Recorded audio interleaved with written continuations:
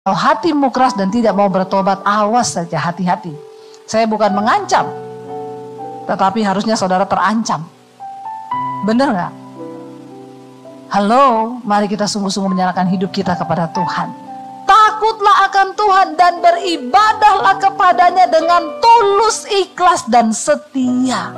Jangan punya embel-embel ikut Tuhan. Ada orang yang gini, iya Tuhan, aku akan melayanimu. Kalau ini ya Tuhan, kalau pulihkan dulu pekerjaanku. Dalam hatinya Tuhan, bukan Tuhan si malaikat. Pret banget lu. Emang siapa lu? Bukan Tuhan yang butuh kita, saudara. Kita ini yang butuh Tuhan. Jadi jangan sombong dengan hidup ini. Mari rendahkan diri di bawah tangan Tuhan yang kuat. Hidup takut akan Tuhan. Beribadah kepadanya dengan tulus. Kami percaya Tuhan, Engkau Tuhan yang menyertai kami. Sebab Engkau Allah yang berjanji tidak akan meninggalkan kami. Karena itu ajar kami hidup selaras dengan Tuhan. Kami tidak menyimpang ke kanan atau ke kiri, tapi berjalan dalam jalan-jalan-Mu Bapa. Berapi setiap kami rasa lapar dan haus dalam hidup kami untuk mengerti kebenaran-Mu. Kami buka hati bagi firman Tuhan dalam nama Tuhan Yesus. Yang percaya Tuhan di tengah kita memberkati kita. Katakan bersama, amin. Tepuk tangan buat Tuhan Yesus. Silakan duduk. Shalom. Apa kabarnya hari ini? Luar biasa, karena kita punya Tuhan yang luar biasa. Saudara, ya, hari-hari ini saya percaya kita ada di hari-hari yang terakhir dan semakin banyak masalah, semakin banyak tekanan, semakin banyak kesukaran yang akan kita hadapi di depan kita. Mau atau tidak, yang namanya masalah itu pasti ada. Kenapa? Karena kita ada di dunia. Dunia ini tempatnya masalah. Ya, kalau nggak mau ada masalah, pindah ke dunia lain. Ya, selama kita hidup di dunia ini pasti ada masalah. Kenapa? Karena ingat pertama kali dulu ketika Lucifer, malaikat memberontak dari surga, dia dibuang ke bumi. Waktu itu bumi masih kosong. Lalu Tuhan menciptakan manusia serupa dan segambar dengan Allah, lalu ditempatkan dia di Taman Eden. Tapi kemudian manusia memberontak dan manusia terbuang dari Tuhan. Dari Taman Eden kita dibuang kemana saudara?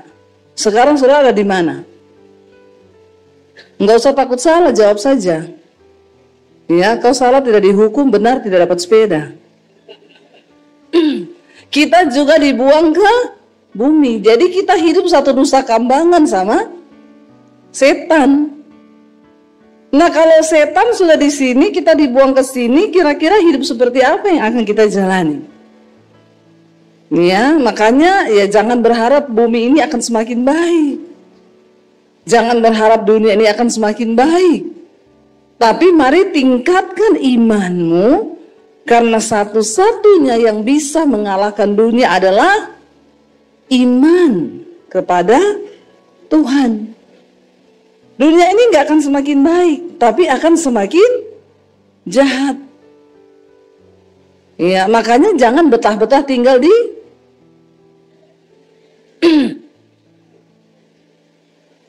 ya, siapa yang masih betah tinggal di dunia? Tuhan angkatlah mereka semua ini, karena mereka sudah ya tidak ada yang angkat tangan ini ya. Kita ini ya ada di dunia ini dan tidak akan semakin baik. Mau saudara doakan seperti apa, ya tidak akan semakin baik.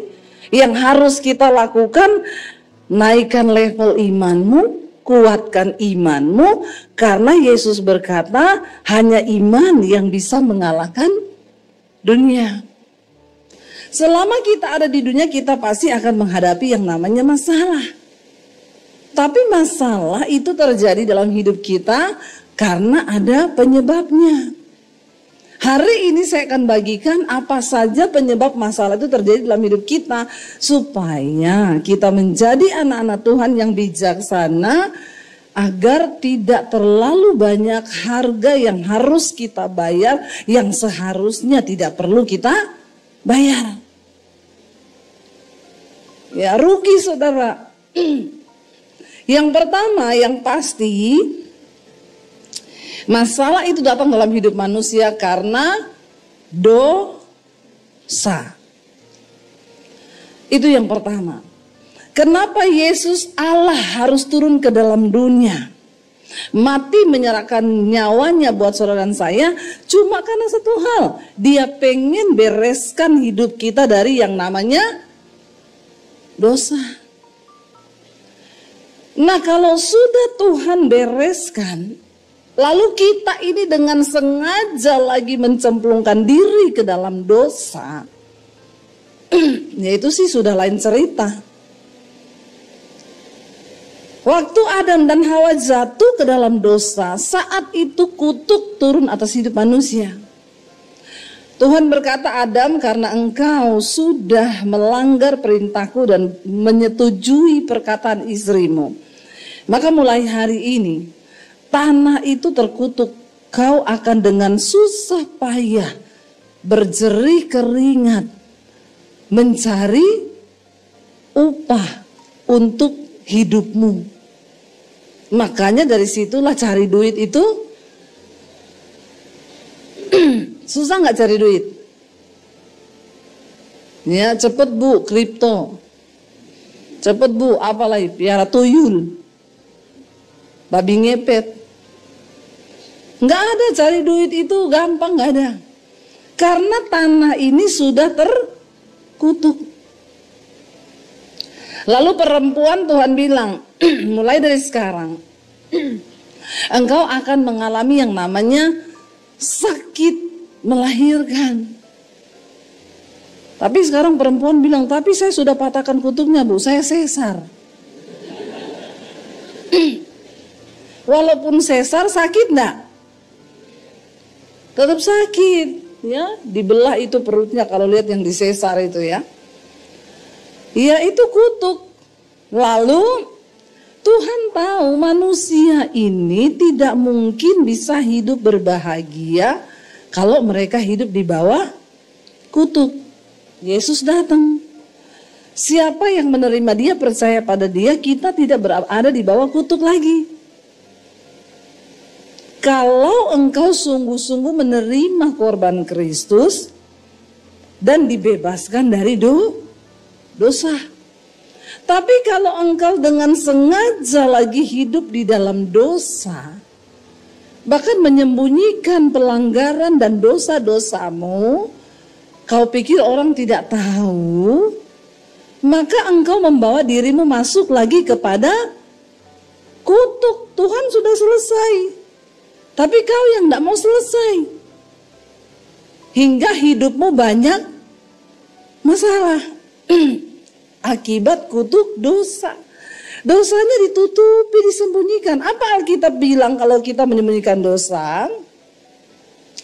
Amsal 28 ayat 13 dan 14 baca bersama. Siapa, baca 1, 2, 3. Siapa menyembunyikan pelanggarannya tidak akan beruntung. Tetapi siapa mengakuinya dan meninggalkannya akan disayangi. 14. Berbahagialah orang yang senantiasa takut akan Tuhan, tetapi orang yang mengeraskan hatinya akan jatuh dalam malapetaka. Waktu kau mengeraskan hati untuk bertobat, kau memilih untuk terus hidup dalam dosa, engkau membawa dirimu masuk ke dalam malapetaka. Jadi bukan Tuhan, rancangan Tuhan itu baik, tapi kau sendiri yang pilih malapetaka karena engkau menyembunyikan dosa. Alkitab dengan jelas berkata, siapa menyembunyikan dosa dan pelanggaran tidak akan beruntung. Mau engkau tamatan S1, S2, S20, S21, S23 kayak Samsung, kalau kau tidak meninggalkan dosamu, hidupmu tidak beruntung, alias sial. Walaupun kaya tetap sial. Yang merasa aku itu Bu, sial terus hidupku, bertobat. Ya, aku masuk dalam satu masalah, lagi. Ya jangan-jangan ada dosa yang kau sembunyikan. Kita harus terbuka dengan Tuhan dosa-dosa kita supaya kita akui, lalu kita ini akan dibenarkan, tinggalkan. Siapa menyembunyikan pelanggarannya tidak beruntung, tapi siapa mengakuinya dan meninggalkannya akan disayangi oleh Tuhan. Kalau disayangi Tuhan, hidupmu berbahagia, saudara. Makanya tadi ayat bilang, berbahagialah orang yang takut akan Tuhan. Tapi yang mengeraskan hati dan tidak mau bertobat akan masuk dalam malapetaka. Yang pertama itu dosa. Jangan ditutupi, tapi dihilangkan. Ya, yang homo bertobat, yang lesbi bertobat.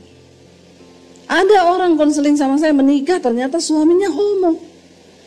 Masa hal sebesar itu harus apa? Bohong loh.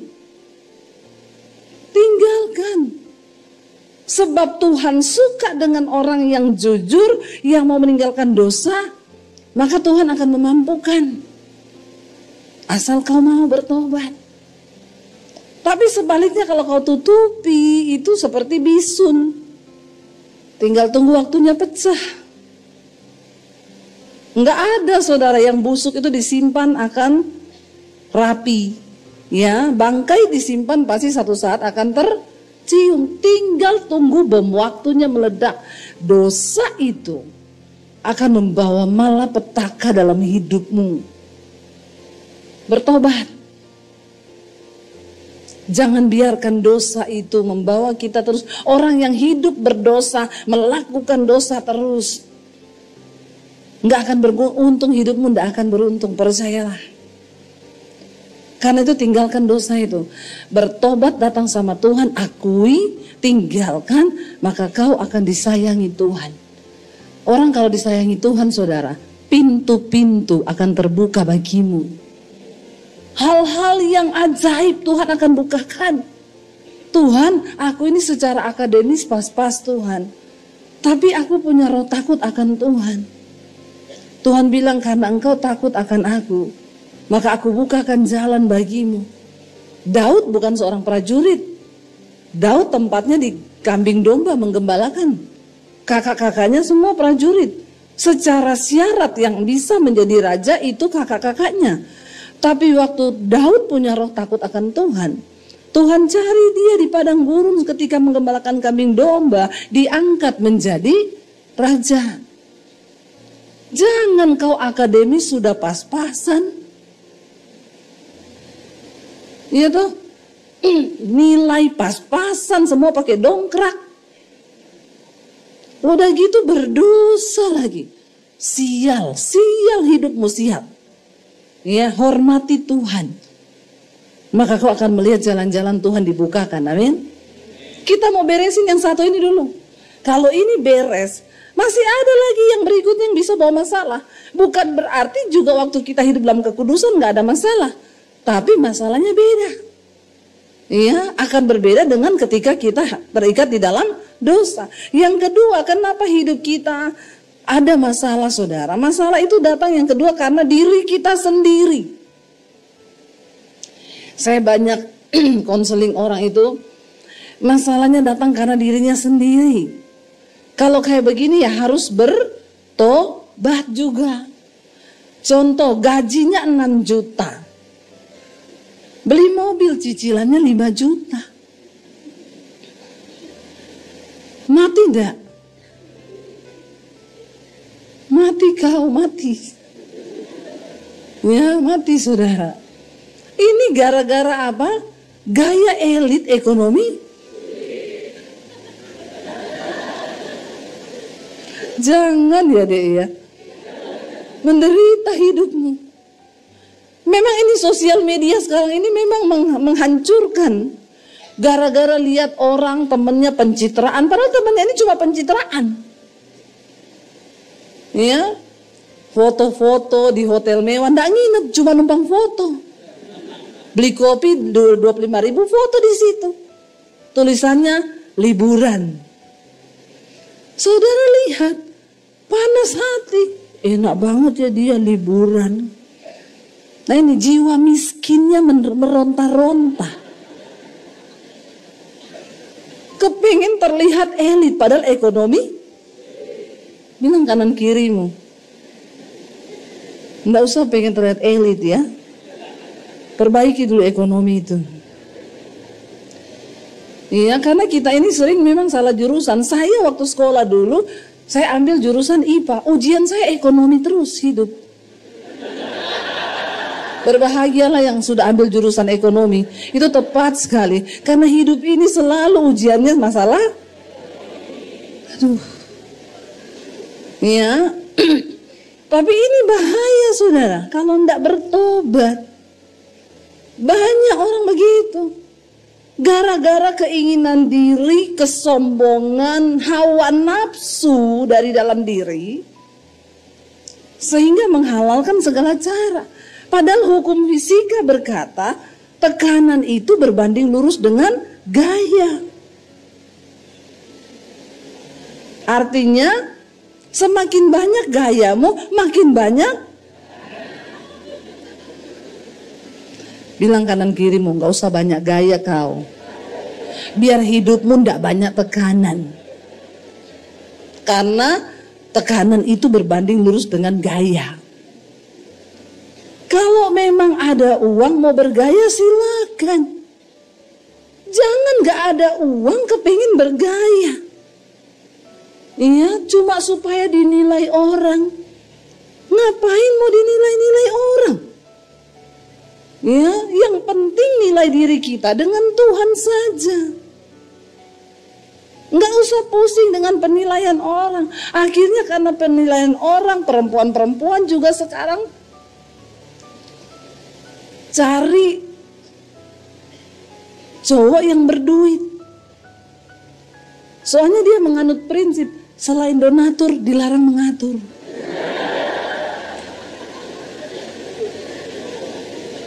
Padahal yang biasanya jadi donatur itu om-om.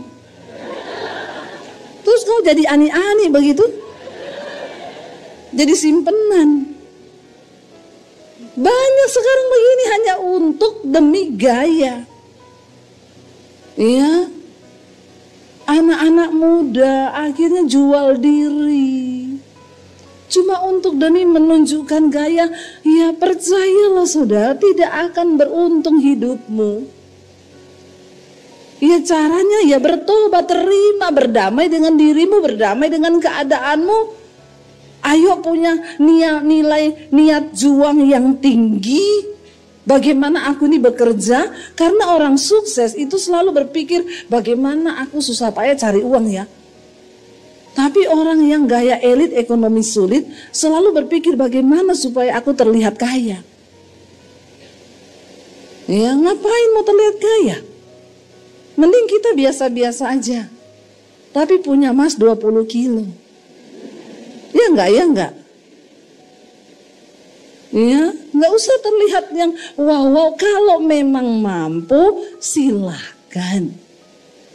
Tapi pastikan kau sudah berbagi dulu. Jangan cuma memperkaya diri sendiri. Enggak diberkati juga. Pelit tapi elit. Ada orang-orang begitu. Kalau diajak teman makan, duluan dia. Giliran bayar, lari. Ada nggak temen lu yang kayak gitu? Itu tanda-tanda orang sial. Buat yang dia makan sendiri aja dia pelit saudara. Ya, sial kau itu sial. Buat dirimu sendiri saya kau tidak mau berkorban. Apalagi buat orang lain, tidak diberkati hidupmu. Kalau saudara punya teman kayak gitu, tandai dia. Dan jangan bergaul dengan dia. Itu orang-orang aji mumpung. Kalau Sulawesi bilang karet mati. Ya, kayu basah itu. Biar dibakar nggak nyala apinya, cuma berasap bikin pedes mata. Itu artinya kayu basah, numpang terus hidupnya. Ayo kita bertobat supaya tidak banyak masalah yang terjadi karena kesalahan kita. Ada orang datang, Bu, saya ini nggak bisa bayar cicilan mobil, gajiku 6 juta, cicilannya berapa? 5 juta, astagfirullah, subhanallah. Malaikat pun geleng-geleng kepala. Kau jangan berdoa minta Tuhan turut campur. Lebih baik kau pergi jalan keluarnya. Kata malaikat nih lewat saya ya. Malaikat tadi udah bisik di telinga saya. Jual mobilmu. Balikin itu duit utanganmu supaya kau ndak susah hidupmu. Ya, sekarang ini bikin memang mengerikan saudara. Apalagi kalau ada tiba-tiba WA masuk. Hai sis, apa kabar? Lama ya ndak ketemu. Aduh, itu paling horor. Lebih baik jangan dibalas. Ingat aku ndak? Yang ini saya ingat sih, tapi nggak ingat ih. Masa ndak ingat aku? Iya, saya kebetulan kemarin kena amnesia. Baru kemarin banget loh, tadi malam. Hindari yang begitu-begitu, karena apa? Nanti pinjem uang demi gayanya. Orang Kristen banyak begini nih. Tidak usah angkat tangan kau. Saya baptis ulang, saya rendam 20 menit. Biar kau langsung buka mata di rumah Bapa di surga. Lebih baik tubuhmu binasa tapi jiwamu selamat. Kenapa kau bergaya elit ekonomi?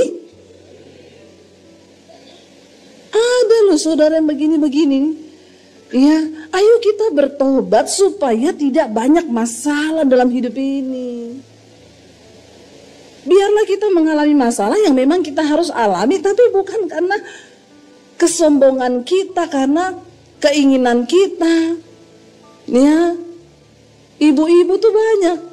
Ada sekarang itu kan orang utang-utang itu kan nawari ya, mas-mas. Bu, ambil panci bu, cuma 2.500 loh sehari. Kedengarannya murah saudara. Iya boleh cuma 2.500. Datang besok tukang spray, Bu, 3.000 per hari. Total satu hari 150.000. Iya. Suaminya sehari dapatnya 50.000. Makanya banyak yang gantung diri. Bunuh diri orang kalau sudah begini, apalagi kalau sudah dipermalukan di sosial media yang terlibat pinjol.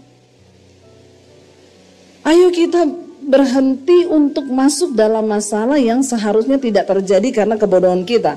Hati-hati, matikan dagingmu, matikan dirimu sendiri. Buka bersama apa yang Tuhan Yesus katakan. Kita lihat Markus, ya. Injil Markus tadi pasal yang ke-7 ayat 21 sampai ayat 23. Baca 1, 2, 3. Sebab timbul segala pikiran jahat, percabulan, pencurian, pembunuhan, persinahan, keserakahan, kejahatan, kelicikan, hawa nafsu, iri hati, hujat, kesombongan, kebebalan. Semua hal-hal jahat ini timbul dari dalam dan menajiskan orang. Kita sudah terima Yesus memang, tapi keinginan diri ini tidak mati. Bukan berarti setelah kau jadi Kristen, kau udah gak bisa sombong. Kau udah gak bisa hidup dalam hawa nafsu.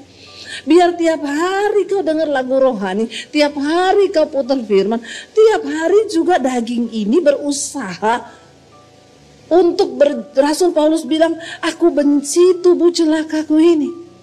Karena aku pengen melakukan yang baik, kenapa yang jahat yang terjadi? Ada satu kekuatan dalam diriku ini yang terus berjuang melawan hukum Tuhan.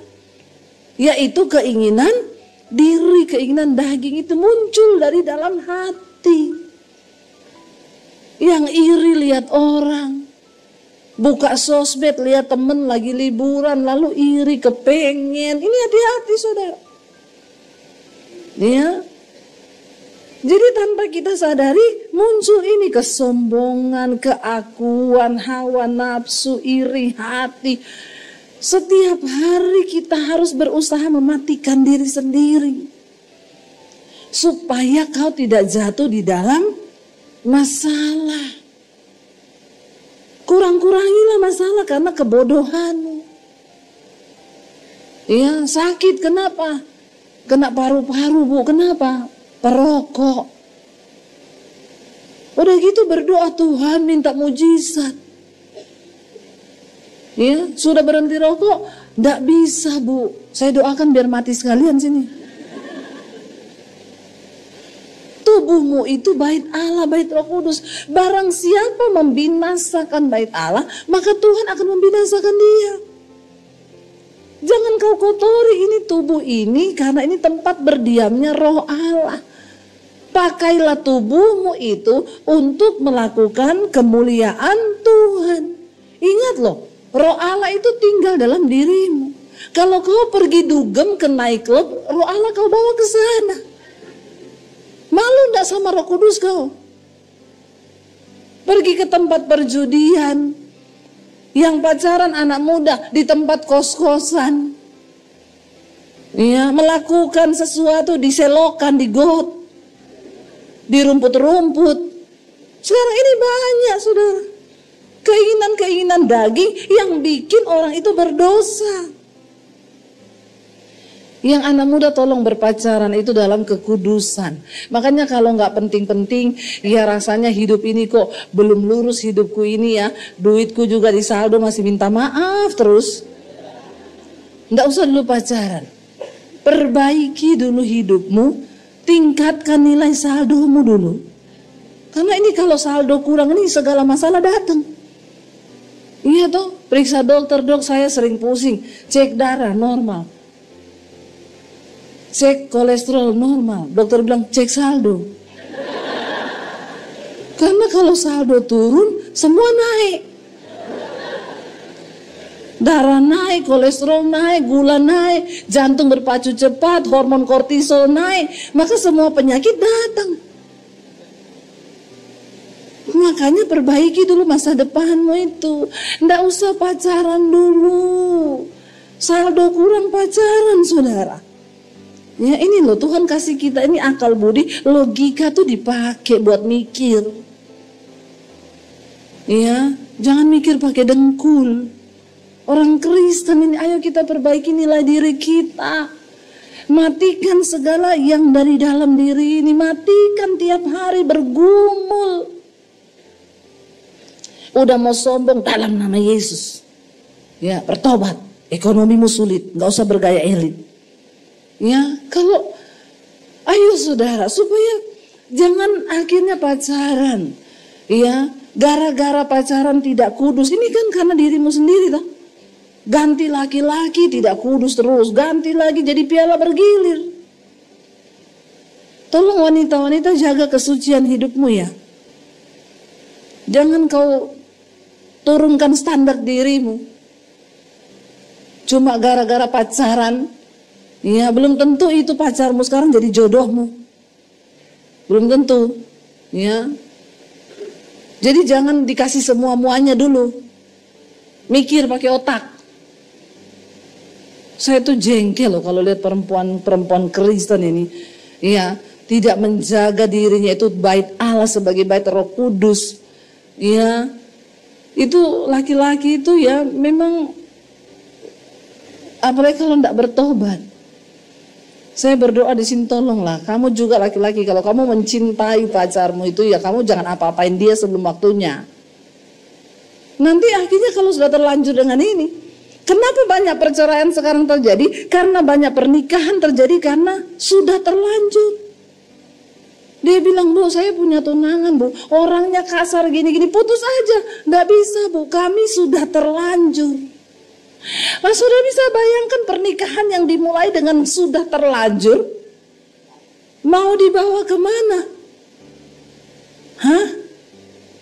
Maka malapetaka masalah yang akan terjadi dalam pernikahan itu. Waktu saya mau menikah dengan suami saya, ketika dia menyatakan cinta, saya bilang sama dia, saya ini dulu punya masa lalu. Tapi sekarang saya sudah bertobat, tapi saya mau cerita semua sama kamu. Supaya kita masuk dalam pernikahan, pernikahannya kudus, tidak ada intimidasi, nggak ada yang ditutupi, tidak ada yang disembunyikan. Karena banyak orang bercerai akhirnya begitu sudah menikah kebuka dosa-dosa masa lalu. Apalagi ini sosial media sekarang banyak. Barisan para mantan banyak.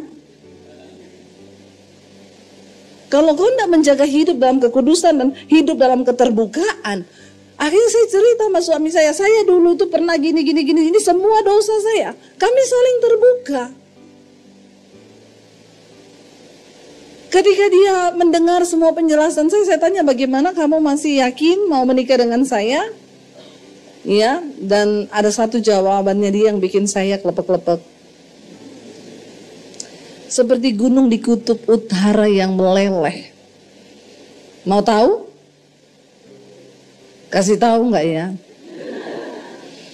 Dia bilang begini, kalau Yesus saja mau mati buat dosamu, siapa aku?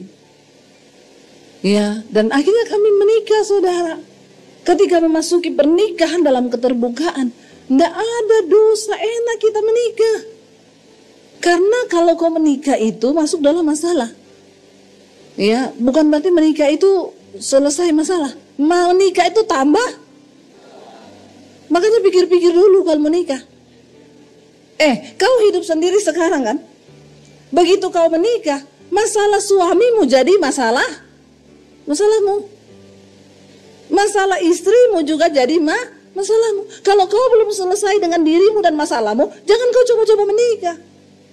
Karena nanti masalahmu tambah. Ini loh saudara, akhirnya kita punya anak satu. Masalahnya tambah. Jangan bilang tambah satu, anakmu masalahnya 5. Ya, ini hidup. Nggak ada kan orang menikah, kita nikah ya, tapi masalah tanggung sendiri-sendiri. Itu bukan nikah namanya saudara. Ayo kita menang dengan diri kita sendiri supaya tidak banyak masalah yang terjadi karena kebodohan kita. Jaga hatimu, jaga egomu supaya tadi tuh hal-hal yang dari dalam itu ya tidak mencemarkan hidupmu. Tinggal 5 menit waktunya, cepat sekali 2 jam. Kenapa ya? Lalu yang berikutnya yang keempat, masalah datang karena orang lain. Kita udah hidup lurus di sama Tuhan. Ada nggak orang yang pengen jatuhin kita? Banyak enggak? Banyak. Karena tidak semua orang tertawa ketika engkau sukses. Banyak yang nangis waktu tahu kau sukses. Sebaliknya waktu kau jatuh banyak yang tertawa. Itulah manusia. Jangan terlalu percaya sama orang, termasuk sahabatmu. Percaya hanya kepada Tuhan. Ya, jadi ketika kau kecewa, dikecewakan, ya itulah manusia. Tapi ketika orang berusaha menjatuhkan engkau dan engkau masuk dalam masalah, tidak apa-apa. Selama hidupmu benar, maka Tuhan berkata, Dia akan menjadi pembela kita. Kalau Tuhan yang bela, siapa yang bisa menjatuhkan kita? Tidak ada. Lalu yang terakhir saudara, apa yang bisa membuat kita jatuh dalam masalah, mengalami masalah dalam hidup kita? Rencana Tuhan. Seringkali Tuhan membawa kita dalam masalah yang terlihat begitu besar. Kalau engkau sudah sampai di level ini, menderita karena kehendak Allah.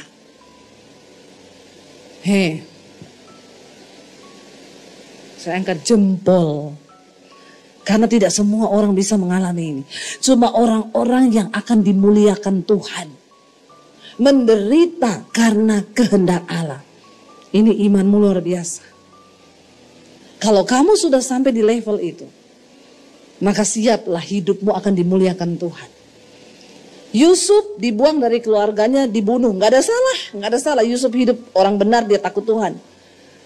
Lalu dia dibawa Tuhan sampai dijual menjadi budak di rumah Potifar. Di rumah Potifar dia kerja bagus, rajin, dia takut Tuhan. Potifar lihat anak ini takut Tuhan. Tak kasih semua kepercayaan, hartaku, rumahku, harta benda, semua dikasih sama Yusuf. Karena Potifar bilang dia takut Tuhan. Lagi Yusuf kerja dengan baik-baiknya, tiba-tiba diganggu sama Tante Potifar. Tante Potifar ini jenis tante girang, yang suka sama anak-anak muda, cowok ganteng. Karena Yusuf ganteng, orang Mesir, orang Israel yang ada di Mesir tinggi, putih, Alkitab bilang sangat rupawan Yusuf. Ya, ganteng, tapi Yusuf tidak tergoda. Ketika digoda Tante Potifar, nggak ada orang di rumah, Yusuf nggak tergoda, bukan karena Yusuf nggak mau, ya mungkin secara daging mau, tapi Yusuf takut Tuhan. Bukan juga karena Yusuf tulang lunak atau cucok meong. Ya, tapi karena Yusuf takut Tuhan, Alkitab bilang dia lari, saudara. Bukan lari mendekat, dia lari menjauh. Jangan kau salah, pura-pura salah lari. Ada Tante Potifar di situ, tante girang, lari salah, larinya ke sana. Iya, akhirnya dia dituduh sama Tante Potifar karena sudah malu, pakaiannya tertinggal, dia lari, ada yang lihat mungkin, lalu dibilang, kenapa aku mau diperkosa sama Yusuf. Tante Potifar ini istrinya Pak Potifar, ini pejabat di Mesir. Pejabat itu biasanya istrinya cantik-cantik dong, walaupun jelek kan bisa oplas. Bukan ciptaan Tuhan, ciptaan dokter. Cantik, saudara, tapi percayalah orang Mesir itu cantik-cantik. Yang paling jelek di Mesir, paling cantik di Indonesia. Hidungnya mancung, tinggi, bodinya ya semampai. Dia tuduh, saudara, aku mau diperkosa sama Yusuf. Saya mau tanya, kalau Tante Potifar ini jenis tante girang, suaminya tahu nggak modelnya ini begini? Tahulah, yang paling tahu istri itu adalah suami. Potifar juga tahu Yusuf takut Tuhan, tapi dalam keadaan itu dia harus mengambil satu keputusan, siapa yang dia mau tentukan bersalah. Dan seringkali orang benar akan dikorbankan demi menjaga nama baik. Akhirnya Potifar memilih untuk menyalahkan Yusuf dan memenjarakan dia supaya nama baik keluarganya terlihat baik di muka umum. Yusuf menderita karena kehendak Tuhan. Kenapa? Karena Tuhan tahu untuk bisa ketemu Raja Fir'aun harus lewat penjara. Ternyata di penjara Yusuf ketemu pencampur minuman raja. Lalu Yusuf mulai artikan mimpi-mimpi orang di tahanan dan semuanya terjadi. Tiba-tiba Fir'aun dapat mimpi, dikumpulkan seluruh ahli mimpi di Mesir. Ditanya apa arti mimpiku, tidak ada yang tahu. Lalu tukang pencampur minuman bilang begini, maaf Baginda Raja, di penjara ada satu anak muda namanya Ucup. Ucup ini pintar artikan mimpi. Ya, semua mimpinya orang diartikan dan benar terjadi. Lalu Fir'aun bilang, panggil Ucup ke sini. Dipanggillah, saudara. Dia bilang, saya mimpi ada begini-begini. Dia artikan, itu artinya 7 tahun akan datang masa kelimpahan dan 7 tahun akan datang masa kekeringan. Lalu akan terjadi kelaparan yang besar melanda seluruh dunia. Raja, engkau harus bikin strategi agar Mesir ini bebas dari kelaparan. Lalu raja tanya, bagaimana itu? Kamu harus bikin lumbung-lumbung, kumpulkan semua hasil tani, simpan di dalam lumbung. Langsung Fir'aun bilang, kalau gitu aku angkat kau jadi Perdana Menteri. Saudara, kalau kau menderita karena kehendak Tuhan, itu artinya Tuhan sedang mau memuliakan hidupmu. Baca bersama. Kita lihat, saudara, di dalam Roma 2 Korintus 7 ayat 10 mulai. Baca bersama, saya undang para imam musik maju ke depan, habis waktu sudah. 2 Korintus 7 ayat 10, baca bersama 1, 2, 3. Sebab duka cita menurut kehendak Allah menghasilkan pertobatan yang membawa keselamatan dan yang tidak akan disesalkan. Tetapi duka cita yang menurut dari dunia ini menghasilkan kematian. Sampai di situ saja. Kalau kau menderita dan berduka cita karena kebodohanmu, karena dunia, maka itu membawa kematian dan kebinasaan. Tapi kalau kita berduka cita karena kehendak Tuhan, engkau tidak akan pernah menyesalkan itu. Saya diusir dari keluarga saya karena terima Yesus. Tadinya saya tidak mengerti.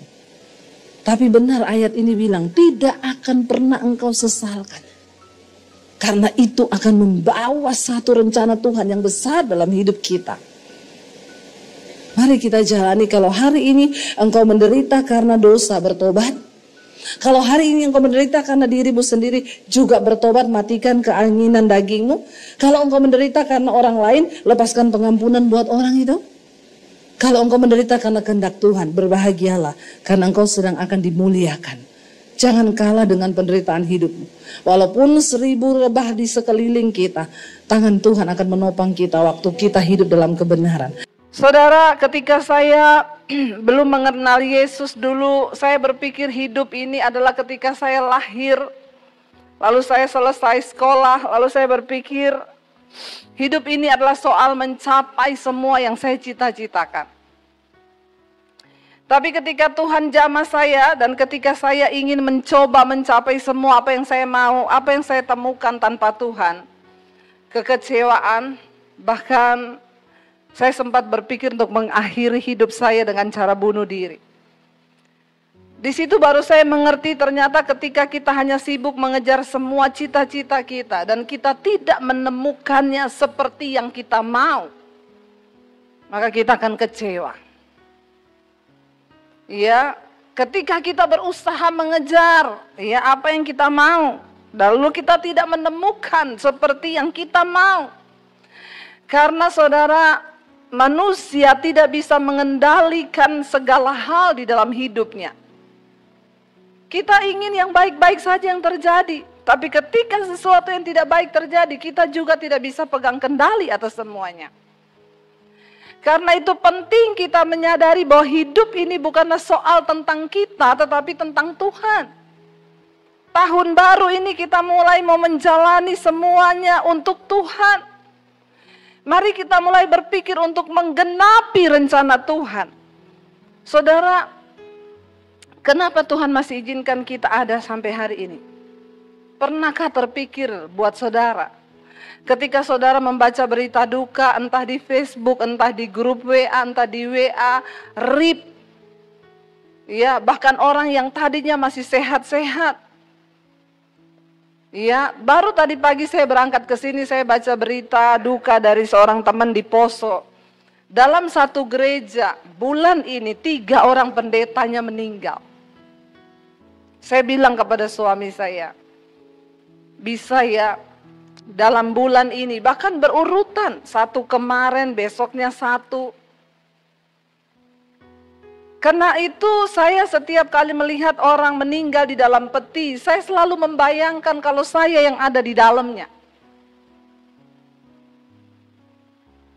Kalau kita berbicara tentang kematian, jangan takut. Tapi ketika engkau masih ada hidup hari ini, mari kita mulai bertanya. Ketika satu saat nanti Tuhan izinkan kita ada di dalam peti mati, sudahkah kita menggenapi semua dan rencana Tuhan atas hidup kita?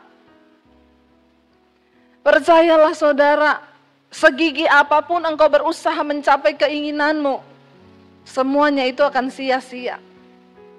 Tapi Tuhan bilang Dia akan berikan bagi orang-orang yang ada di dalam perkenanannya. Bagian kita adalah satu, mencapai apa yang Tuhan mau dalam hidup ini. Yesaya 55 berkata di sini, saya pengen kita semua baca ayat yang ke-6 berkata, Yesaya 55 ayat yang ke-6, carilah Tuhan selama Ia berkenan ditemui, berserulah kepadanya selama Ia dekat. Carilah Tuhan, ya, jangan berkata, saya kan udah Kristen Bu, ngapain saya cari-cari Tuhan? Saudara, setiap hari, setiap menit, setiap detik kita perlu mencari Tuhan di hidup ini, amin. Ya, saya bersyukur termasuk saudara mau datang hari ini, itu adalah bagian dari engkau pengen mencari Tuhan. pengen mencari kehendaknya. Kenapa ayat ini berkata carilah Tuhan? Ya, karena ketika engkau menemukan Tuhan, engkau menemukan hatinya, engkau menemukan pikirannya, engkau menemukan kerinduan-kerinduannya. Dan hidup manusia itu akan bermakna waktu engkau menemukan Tuhan di dalam hidupmu. Saya bukan orang yang hanya sekedar berbicara, kenapa? Saya mengalami, saudara. Bagaimana hidup di luar Yesus dan bagaimana hidup di dalam Yesus. Kenapa kita perlu menemukan Tuhan dalam hidup kita? Karena ketika kita menemukan Tuhan dalam hidup ini, segala sesuatu bisa terjadi. Tapi waktu engkau sudah menemukan Tuhan, engkau akan diberikan kemampuan, kekuatan untuk menanggungnya. Amin, saudara. Engkau menemukan Tuhan, engkau menemukan rencananya. Engkau menemukan Tuhan, engkau menemukan hatinya. Dan apa sih yang terpenting bagi manusia di dunia ini selain menemukan Tuhan? Makanya Yesus memberikan perumpamaan. Orang yang menemukan kerajaan Allah itu seumpama orang yang sedang bekerja di ladang. Lalu dia sedang menggali, lalu dia menemukan sebuah harta terpendam di ladang itu. Harta itu sangat berharga. Apa yang dia lakukan? Dia menanam kembali harta itu supaya orang tidak tahu, disembunyikannya. Lalu dia pulang. Dia jual semua harta yang dia miliki untuk membeli sebidang tanah itu. Mungkin orang semua akan berkata gini, goblok. Untuk apa jual semua rumah harta yang dia punya cuman untuk beli tanah itu yang gak ada apa-apanya. Tapi orang tidak mengetahui bahwa di dalam ada sesuatu yang sangat-sangat berharga. Yang jauh melampaui apa yang kita miliki, yaitu kerajaan Allah. Amin, saudara. Karena itu bagi orang yang sudah menemukan Tuhan, tidak penting hidup atau mati. Makanya Rasul Paulus bisa berkata, hidup adalah hidup bagi Kristus, mati adalah mati bagi Yesus. Jadi entah kita hidup atau kita mati, kita hidup untuk Tuhan, kita mati pun untuk Tuhan. Ya, apalagi saudara yang kita cari di dunia ini? Carilah Tuhan selama ia berkenan ditemui, berserulah kepadanya selama ia dekat. Selama Tuhan masih berkenan, carilah dia. Karena ada waktunya Tuhan sudah tidak berkenan. Seorang ibu bersaksi kepada saya, Bu, suami saya selingkuh terus, Bu, selingkuh terus. Makanya saya kepahitan sama suami saya. Waktu itu, Bu, akhirnya saya lagi hamil. Anak yang ketiga, dia mau izin pergi sama perempuan lain. Saya marah, Bu, ya, tapi dia tidak pernah peduli kepada saya. Saya bilang, kamu itu nggak takut Tuhan. Dia bilang, di dunia ini nggak ada yang saya takutkan, termasuk Tuhan. Nggak berapa lama dia pergi, Bu, saya dapat kabar dia mengalami kecelakaan. Saya pergi lihat, Bu, maaf ya, Bu, itu dia bilang kepalanya itu, Bu, ya, isi kepalanya terhambur di luar. Saya bilang, tapi puji Tuhan ya suami ibu masih hidup ya. Karena kan dia kepahitan sama suaminya. Dia bilang, enggak, Bu, mati, Bu. Jadi suami ibu mati. Lah terus tadi ini ibu ngomong kepahitan sama siapa? Sama dia, Bu. Iya, ibu orang paling bodoh dari orang bodoh. Kenapa? Orang sudah mati dipahitin. Capek enggak, saudara? Apa yang saya mau ambil sebuah contoh di sini? Suaminya berkata, tidak ada yang saya takutkan di dunia ini termasuk Tuhan. Ketika dia pergi, dia mengalami kecelakaan, mati di tempat. Yang seperti inilah yang Alkitab bilang, carilah Tuhan selama ia masih berkenan untuk ditemui. Karena ada saatnya dia sudah tidak berkenan lagi. Orang yang terus-menerus hidup di dalam dosa itu menimbun murka Tuhan atas hidupnya. Ya, dan akhirnya dia mengalami begitu. Itu kan udah gak dapat perkenanan Tuhan. Bahkan untuk bertobat aja sudah tidak sempat. Saya pernah mengalami kecelakaan satu keluarga. Di situ saya baru menyadari kenapa kita harus hidup kudus. Ya saudara, kita mau pelayanan lagi lagi mobil berhenti di posisi jalan tol, lagi antri mau bayar tol. Tiba-tiba ada bus dari belakang kencang sekali, namanya laju prima, lajunya benar-benar prima. Itu di posisi menurun, kami mobil sedang berhenti, dia menghantam mobil kami yang pertama. Mobil kami terlempar ke jalur sebelah terbalik. Lalu dia masih menghantam 5 mobil lagi di depan kami. Waktu terbalik itu saudara hanya seperberapa detik. Saya merasakan kaget yang begitu kaget gara-gara benturan yang cukup besar. Saya baru mau tanya ke suami ada apa, tiba-tiba sudah terbalik-balik mobil kami dan di situ kesadaran saya sudah hilang. Kenapa kita perlu hidup di dalam kebenaran dan kekudusan? Kita tidak pernah tahu apa yang akan terjadi bahkan semenit ke depan. Jangan sombong dengan hidup ini. Kita harus mencari Tuhan senantiasa. Kenapa? Saudara, saya baru mengerti ternyata ketika orang mengalami kaget tingkat tinggi seperti itu sudah tidak ada lagi ingat, aduh Tuhan ampuni kemarin saya bersinah, aduh Tuhan ampuni kemarin saya marah sama orang, nggak ada.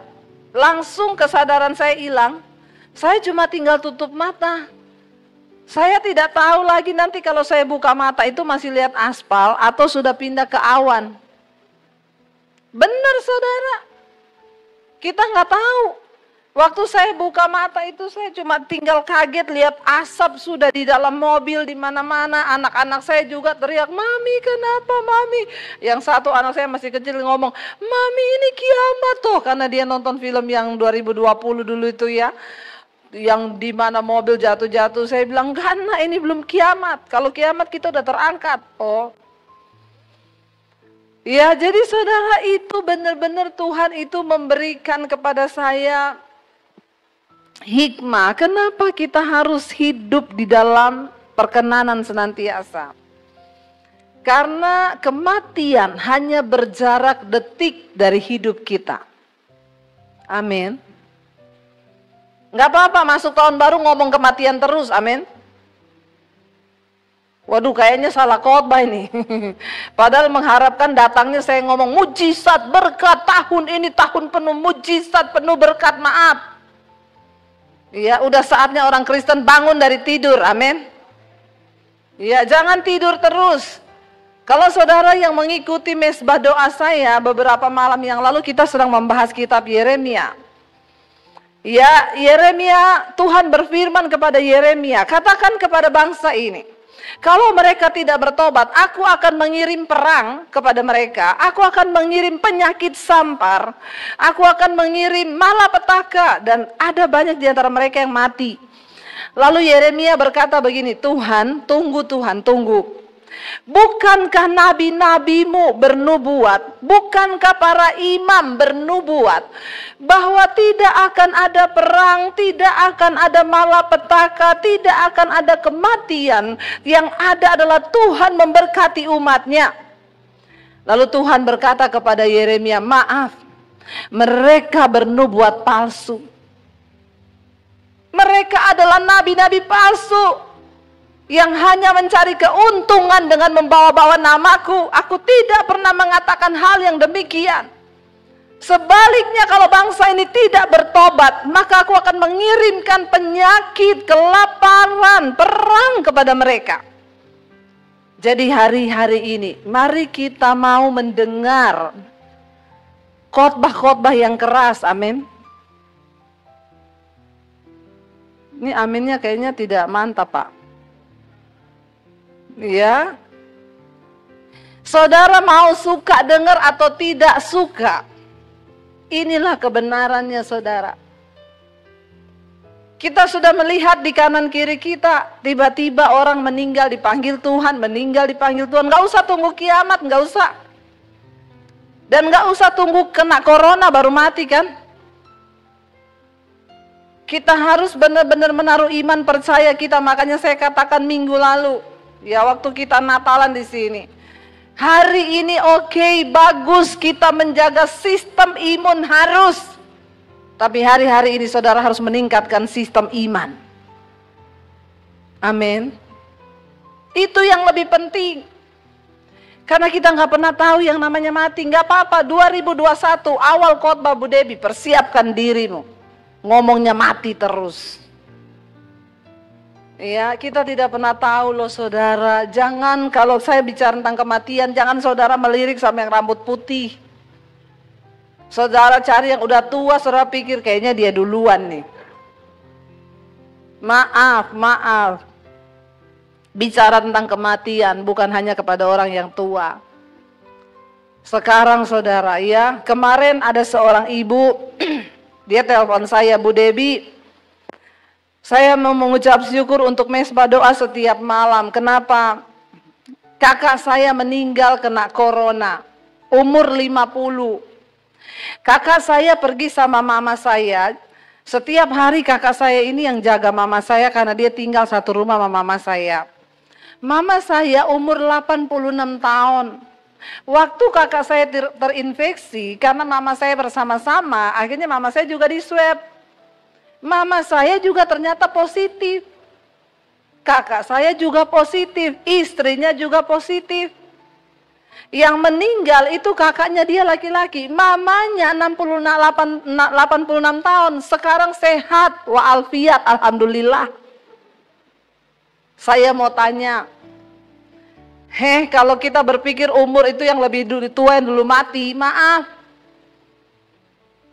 Makanya saya bilang sama ibu itu kan berkata, Bu, sejak kakak saya meninggal saya semakin parno loh Bu sama corona. Saya bilang, aduh ibu kok masih kayak begitu, kita harus tetap menjaga saudara ya. Tapi Bu, saya mau tanya, ibu kan udah lihat di depan mata, mamahnya ibu itu loh 86 tahun. Sama-sama terpapar positif. Mamanya ibu mati enggak? Kagak. Berarti belum biar 40 tahun, 30 tahun. Kalau sudah waktunya check out. Amin. Lo benar. Mari kita mulai memandang dengan mata iman. Ya, lalu dia bilang gini, tadinya mama saya itu sedih terus Bu. Tapi sekarang kalau saya bilang sama mama saya, gimana mah? Ya masih sedih nggak ingat-ingat kakak? Enggak. Sekarang mama tiap malam dengerin Bu Debi itu loh. Katanya Bu Debi, kalau belum waktunya mati, enggak mati. Kalau sudah waktunya mati, walaupun enggak kena corona, ya mati. Jadi kakakmu itu memang sudah waktunya Tuhan. Kalau dia nggak kena corona, bisa aja dia jatuh dia mati serangan jantung. Lo bener nggak saudara? Kita kan harus kembali percaya bahwa hidup mati di tangan Tuhan. Jadi sekarang kata dia, sekarang dia udah nggak sedih lagi Bu. Dia percaya bahwa semua yang terjadi dalam hidupnya itu adalah takdir Tuhan. Dalam hidup ini ada dua, ada nasib, ada takdir. Takdir itu dari Tuhan tidak bisa dirubah. Kematian, kelahiran itu takdir. Kalau jodoh itu takdir atau nasib?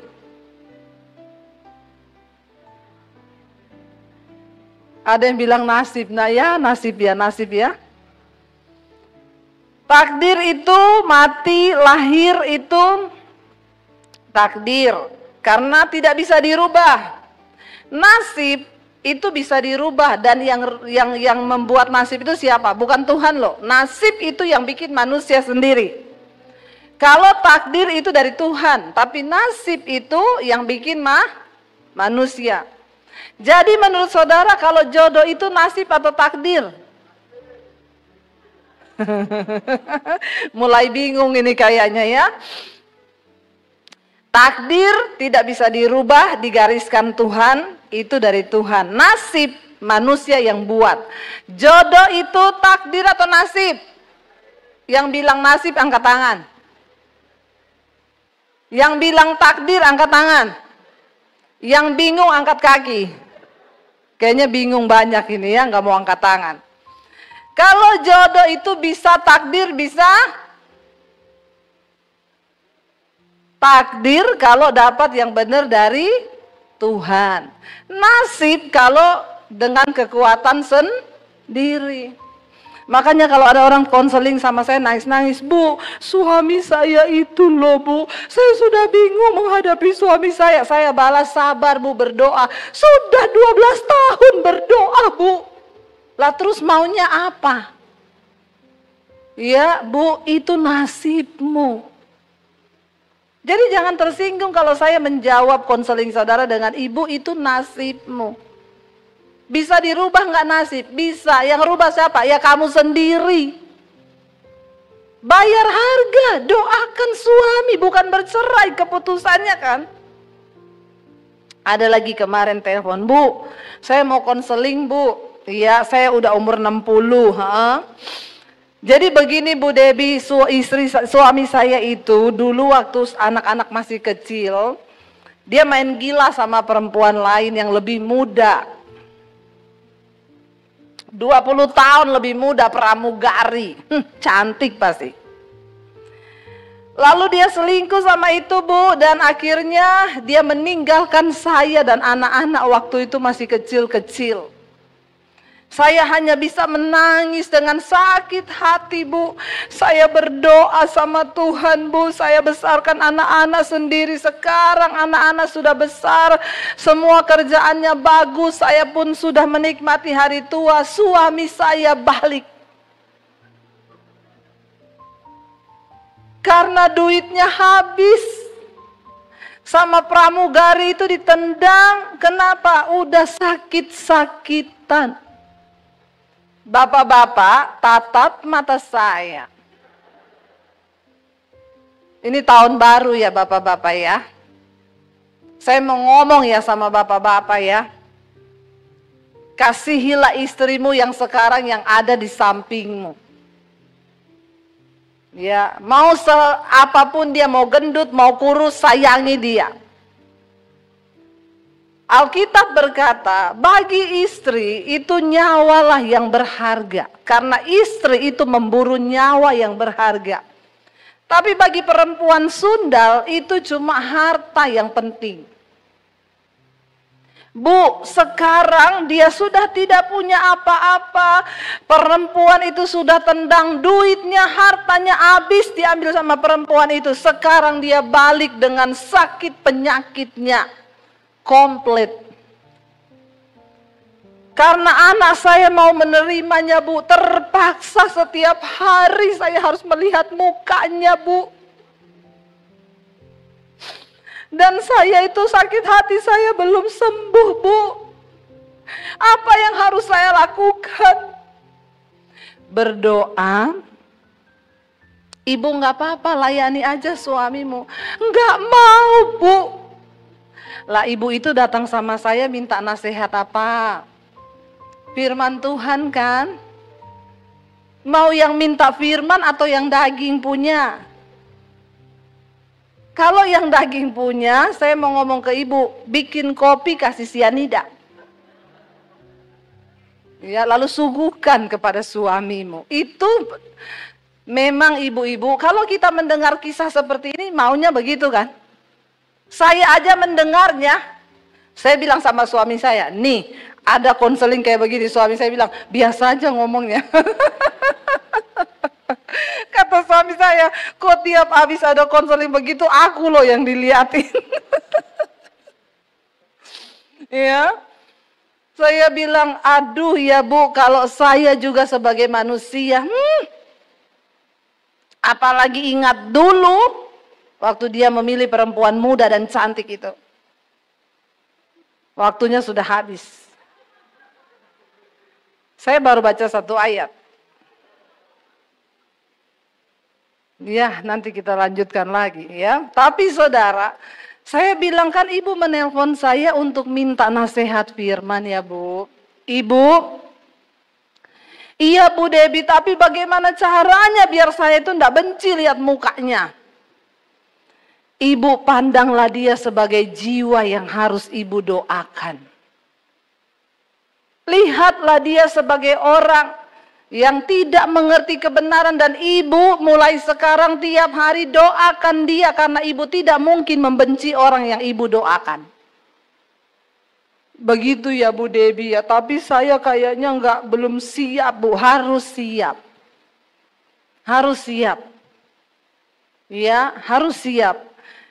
Tapi kayaknya dia tuh belum bertobat Bu, cuma karena sakit-sakitan aja nggak ada yang urus. Ada dulu ibu-ibu konseling sama saya, bagus loh. Bu, suami saya kan selingkuh sama perempuan muda Bu. Begitu saya tahu, saya cari itu perempuan Bu. Begitu ketemu saya bilang, non, titip suami saya ya. Dia ada diabetes jantung, kolesterol tinggi. Jadi tolong kamu rawat dia ya, dan uang itu dari saya. Langsung besoknya putus loh. Bapak-bapak, please ya, ini udah tahun baru, amin. Kita mau hidup rukun bersama dengan keluarga dalam rumah tangga. Kita lanjutin dulu satu ayat lagi sebelum dia lagi berjalan ke sini membawa itu tulisan, saudara ya. Dia mengintimidasi saya dari belakang. Ayat yang ke-7 berkata tadi ayat 6, carilah Tuhan selama ia berkenan ditemui, berserulah kepadanya selama ia dekat. Ayat 7, baiklah orang fasik meninggalkan jalannya dan orang jahat meninggalkan rancangannya. Baiklah ia kembali kepada Tuhan, maka dia akan mengasihaninya, dan kepada Allah kita, sebab ia memberi pengampunan dengan limpahnya. Ayat yang ke-8, sebab rancanganku bukanlah rancanganmu dan jalanmu bukanlah jalanku. Demikianlah firman Tuhan. Seperti tingginya langit dari bumi, demikianlah tingginya jalanku dari jalanmu dan rancanganku dari rancanganmu. Kenapa kita harus mencari Tuhan sungguh-sungguh? Ingat, rencana saudara bukan rencana Tuhan. Seperti tingginya langit dari bumi. Biar kita mau terus berkata, semuanya hanya tentang Engkau dalam hidup kami Tuhan.